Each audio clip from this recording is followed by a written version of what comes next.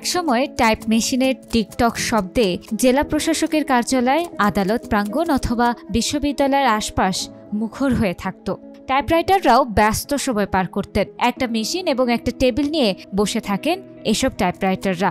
দেখতে কম্পিউটারের মতো এই জিনিসটি টাইপ মেশিন বলে সবার কাছে পরিচিত। তবে কম্পিউটারের বিপ্লবের ফলে এসব টাইপ মেশিনের বিকল্প হিসেবে এসেছে টাইপরাইটিং কিবোর্ড সফটওয়্যার। বাংলাদেশে কম্পিউটার ধীরে ধীরে ব্যবহার শুরু হলে বাংলা লেখার প্রয়োজনীয়তাও বাড়তে থাকে। ৮০-এর দশকে কম্পিউটারে বাংলা লেখার জন্য একটি সফটওয়্যার বাজারে আসলেও সেগুলো অপারেট করা সাধারণ ব্যবহারকারীদের জন্য কষ্টসাধ্য হয়ে পড়ে। তবে এর সমাধান আসতে খুব বেশি দেরি হয়নি। মেহেদী হাসান নামের এক যুবক সহজভাবে বাংলা লেখার প্রয়োজনীয়তা বুঝতে পেরেছিলেন। তিনি এমন একটি সফটওয়্যার চেয়েছিলেন যার সাহায্যে ইংরেজি অক্ষরে টাইপ করেও বাংলা লেখা সম্ভব। যেমন ভাবনা তেমন কাজ। ৩ বন্ধু মিলে তৈরি করে ফেললেন অভ্র নামের বাংলিশ কিবোর্ড সফটওয়্যার।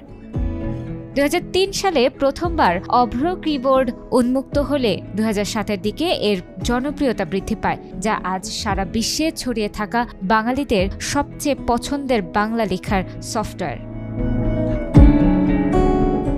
অভ্র কিবোর্ড হল মাইক্রোসফট উইন্ডোজ ও লিনাক্সে গ্রাফিক্যাল লেআউট পরিবর্তক এবং ইউনিকোড ও আনসি সমর্থিত বাংলা লেখার বিনামূল্যের ও মুক্ত সফটওয়্যার। এই সফটওয়্যারটির লিনাক্স সংস্করণ লেখা হয়েছে সি++ প্রোগ্রামিং ভাষায়। এই সফটওয়্যারটি অনন্য বৈশিষ্ট্য হল এতে ফোনেটিক অর্থাৎ ইংরেজিতে উচ্চারণ করে বাংলা লেখা পদ্ধতিতে বাংলা লেখা যায়।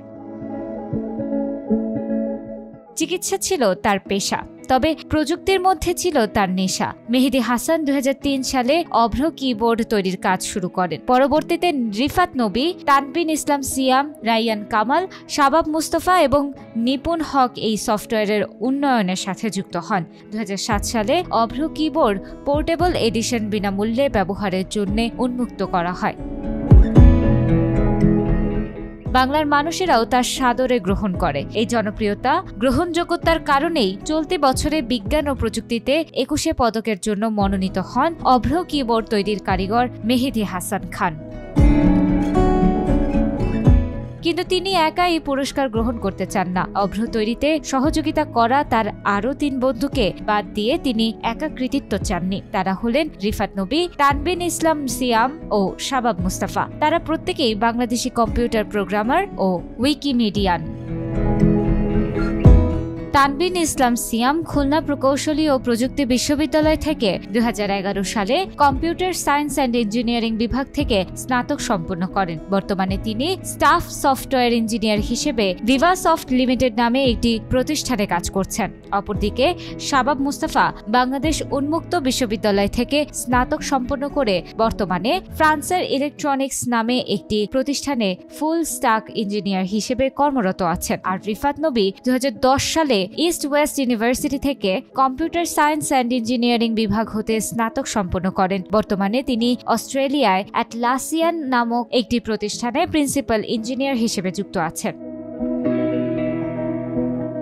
অন্তর্বর্তী সরকারের সংস্কৃতি উপদেষ্টা মোস্তফা সারওয়ার ফারুকী তার ভেরিফাইড ফেসবুক পেজে লিখেছেন, আমরা আনন্দের সাথে জানাচ্ছি স্রোতের বিপরীতে এগিয়ে যাওয়া এই ৪ গুণীকেই অভ্রর জন্য দলগতভাবে ২১ পদকে সম্মানিত করার সিদ্ধান্ত গ্রহণ করা হয়েছে।